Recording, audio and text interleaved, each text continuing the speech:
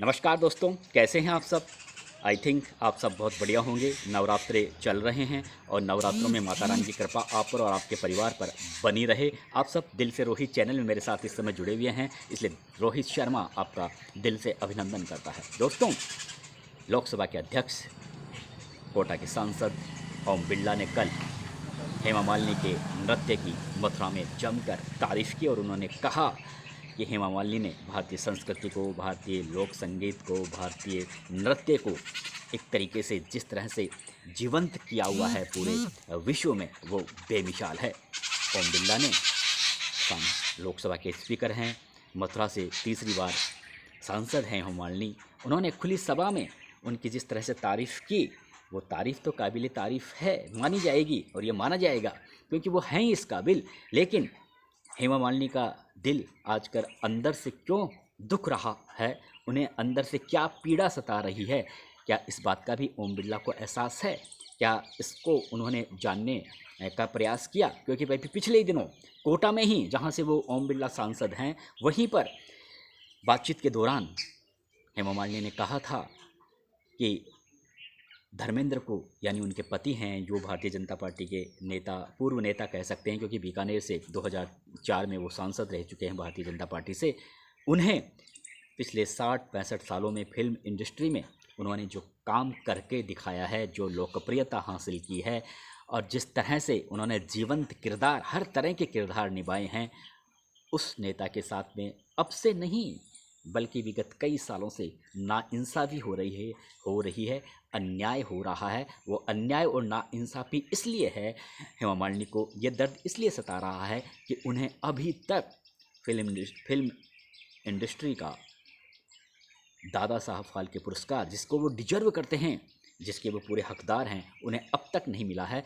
जबकि उनके समकालीन अधिकांश कलाकारों को यह पुरस्कार मिल चुका है, चाहे वो विनोद खन्ना हो, अमिताभ बच्चन हो, प्राण हो, शशि कपूर हो, राजकुमार हो, दिलीप कुमार हो, मनोज कुमार हो, वहीदा रहमान हो, आशा पारिक हो, ऐसे एक बहुत बड़ी लिस्ट है, रजनीकांत हो, जो उनके समकालीन हैं, उन सबको मिल चुका है। लेकिन न जाने क्यों एक ऐसे अभिनेता, धर्मेंद्र एक ऐसे अभिनेता हैं, जितने भी फिल्म इंडस्ट्री के जो कलाकार हैं, शहरों के लड़के लड़कियां, शहरों के चाहे वो बुजुर्ग हों, युवा हों, सब पहचानते हैं। लेकिन धर्मेंद्र एक अकेले इकलौते ऐसे अभिनेता हैं जिन्हें गाँव की जनता, यानी ग्रामीण परिवेश की औरतें जो खेतों पे काम करती है, जो नरेगा में काम करती है, जो मजदूरी करती है, वो भी उनकी ज़ुबान पर भी धर्मेंद्र और उनकी पत्नी ड्रीम गर्ल हेमा मालिनी का ज़ुबान पर अभी भी शब्द छाया रहता है। जब भी कोई फिल्म की चर्चा होती है तो धर्मेंद्र और हेमा मालिनी, गांव के जो अनपढ़ लोग हैं, उनका नाम सुनते ही उनके चेहरों पर रौनक आ जाती है। तो फिर ऐसे अभिनेता के साथ में भारत सरकार नाइंसाफ़ी क्यों कर रही है, और वो भी उस स्थिति में कि अगर हम आज़ादी के बाद में सरकारों के गठन की बात करें तो अटल बिहारी वाजपेयी ने भी 2 बार देश के शासन की बागडोर अपने हाथ में रखी, और अभी पिछले 10 सालों से 2000 लगातार नरेंद्र मोदी के हाथों में बागडोर है देश की, भारतीय जनता पार्टी की का शासन है। और 2003-2004 में दोनों, यानी धर्मेंद्र और हेमा मालिनी दोनों ने भारतीय जनता पार्टी को ज्वाइन किया था। और उसके बाद से हेमा मालिनी जरूर APJ अब्दुल कलाम जब राष्ट्रपति थे, उन्हें राज्यसभा का सदस्य मनोनीत किया। उसके बाद में वो भारतीय जनता पार्टी में महासचिव की भूमिका भी उन्होंने बहुत शानदार तरीके से निभाई। उसके बाद में मथुरा से वो लगातार 3 बार सांसद है। पार्टी का जहाँ भी चुनाव प्रचार होता है, चाहे अलग अलग स्टेटों में विधानसभा चुनाव हो, लोकसभा चुनाव हो, एक स्टार प्रचारक के रूप में उन्हें भेजा जाता है क्योंकि उनकी पॉपुलरिटी ही ऐसी है। तो एक ऐसे दंपति जो लगातार न केवल फिल्म इंडस्ट्री के लिए बल्कि मनोरंजन के लिए एक हर दम तैयार रहते हैं। और आपने देखा होगा हेमा मालिनी ने कोई इस बार ही मथुरा में इस तरह का, या मथुरा में अलग अलग जगहों पर दुनिया भर में वो स्टेज शो करते हैं, और उनका जो नृत्य होता है, अभी नवरात्रा में उन्होंने माता के 9 जो स्वरूप होते हैं, उन 9 स्वरूप में, वेशभूषा में उन्होंने जो नृत्य किया, उसी पर ओम बिरला ने ताली बजाई। लेकिन ओम बिरला पिछले 5 साल से भी लोकसभा के स्पीकर थे। अगर वो चाहते थे तो जो चयन समिति होती है, जो दादा साहब फाल्के पुरस्कार के लिए एक कमेटी के माध्यम से इस पुरस्कार का निर्णय किया जाता है कि किसे दिया जाना चाहिए, अगर इतने ही धर्मेंद्र और हेमा मालिनी अगर उन्हें उनके दिल में इतना सम्मान है तो वो अपने प्रभाव के जरिए कह सकते थे। और धर्मेंद्र के लिए और चाहे हेमा मालिनी हो, अगर इन्हें कोई दादा साहब फाल्के पुरस्कार अगर कोई देता है तो मैं नहीं मानता कि कांग्रेस पार्टी के नेता भी कोई ऐतराज़ करेंगे, अखिलेश यादव कोई ऐतराज़ करेंगे, लालू यादव कोई ऐतराज़ करेंगे, या ममता बनर्जी कोई ऐतराज़ करेंगे। तमाम जो राजनीतिक दल हैं उनके परिवार के सदस्य भी धर्मेंद्र के अभिनय के दीवाने हैं, हेमा मालिनी के अभिनय के दीवाने हैं। और अभी से नहीं, 60-65 सालों से जो उनका सिलसिला चला आया है। धर्मेंद्र की आयु 88 साल है। 88 साल में 65 साल उन्होंने अभिनय को दिया है।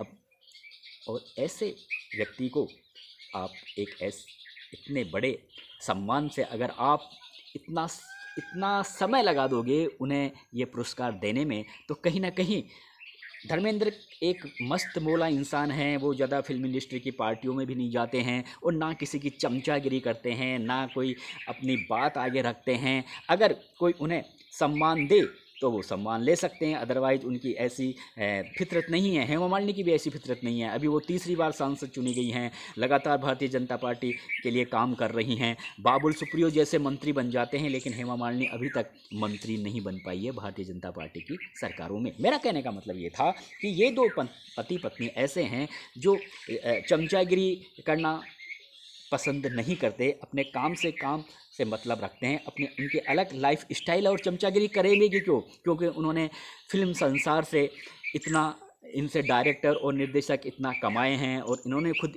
इतना कमाया है। इनके पूरा परिवार फिल्म इंडस्ट्री में है, तो पैसों की तो कोई कमी नहीं है, ओहदे की कोई कमी नहीं है।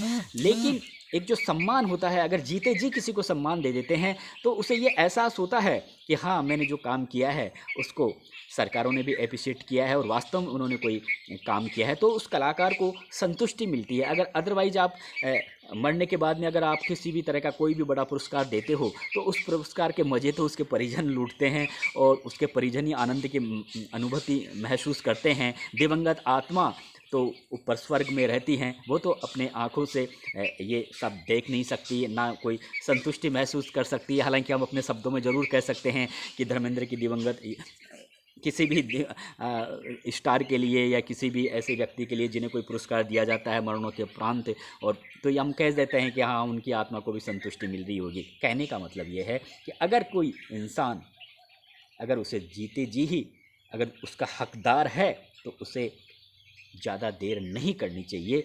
और अभी तक धर्मेंद्र को वैसे तो फिल्म इंडस्ट्री से कई तरह के पुरस्कार मिले हैं, लेकिन जो पुरस्कार मिले हैं मुझे नहीं लगता कि भारतीय जनता पार्टी की सरकार के दौरान उन्हें कोई बड़ा पुरस्कार मिला हो। तो ऐसा क्यों हो रहा है आखिरकार हेमा मालिनी के साथ? ना हेमा मालिनी को, ना धर्मेंद्र को।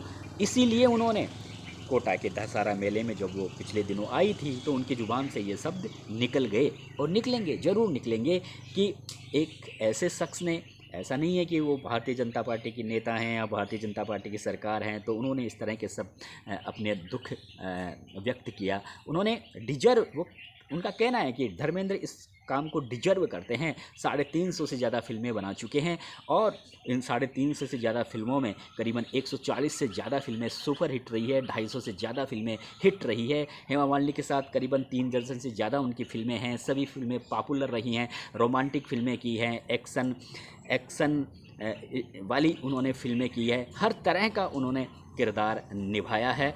लेकिन और एक जो सारगर्भित फिल्मों की स्टोरियाँ होती है उन पे भी उन्होंने कई फिल्में बनाई है। उनकी फिल्में काफ़ी प्रेरणादायी होती है समाज के लिए। लेकिन ऐसे कलाकार को आप दादा साहब फाल्के पुरस्कार से सम्मानित नहीं करोगे। उस स्थिति में जब उनके समकालीन तमाम कलाकारों को आपने ये पुरस्कार दे दिया है तो फिर धर्मेंद्र के साथ ऐसी नाइंसाफ़ी क्यों है? दोस्तों, 1960 में धर्मेंद्र की पहली फिल्म थी दिल भी तुम्हारा हम भी तुम्हारे। उसके बाद से लेकर 2023 तक उनका जो सिलसिला है फिल्म इंडस्ट्री का, जो फिल्मों का उन्होंने अपने, उनकी खुद की भी कंपनी है, उसके बैनर के तले भी उन्होंने बेताब बनाई, बरसात बनाए, यमला पगला दीवाना बनाया, ऐसे बहुत सी फिल्में हैं और अभी भी उनके अभिनय में काफ़ी दम रहता है, काफ़ी शानदार रहता है। उनका जो डांस होता है, उनको डांस करना आता नहीं है, लेकिन वो जो डांस करते हैं वही एक स्टाइल बन जाता है और उसी डांस को लोग मिथुन चक्रवर्ती जैसे डिस्को डांस से भी ज़्यादा पॉपुलर करते हैं। मिथुन चक्रवर्ती को अभी जिस तरह से दादा साहब फाल्के पुरस्कार दिया गया, डिजर्व करते हैं। मेरा कहने का मतलब ये है कि पिछले 60 साल से जिस अभिनेता ने अपना पूरा जीवन फिल्म इंडस्ट्री को दे दिया और जिनकी पत्नी विगत इतने सालों से बराबर अपने बेहतर नृत्य के जरिए भारतीय कला और संस्कृति को पूरे हिंदुस्तान में ही नहीं बल्कि पूरे विश्व में जीवंत किए हुए है, आखिर उस परिवार के साथ में इतनी नाइंसाफ़ी क्यों की जा रही है। ना अभी तक हेमा मालिनी को दादा साहब फाल्के पुरस्कार मिला है और ना ही धर्मेंद्र को। नमस्कार दोस्तों।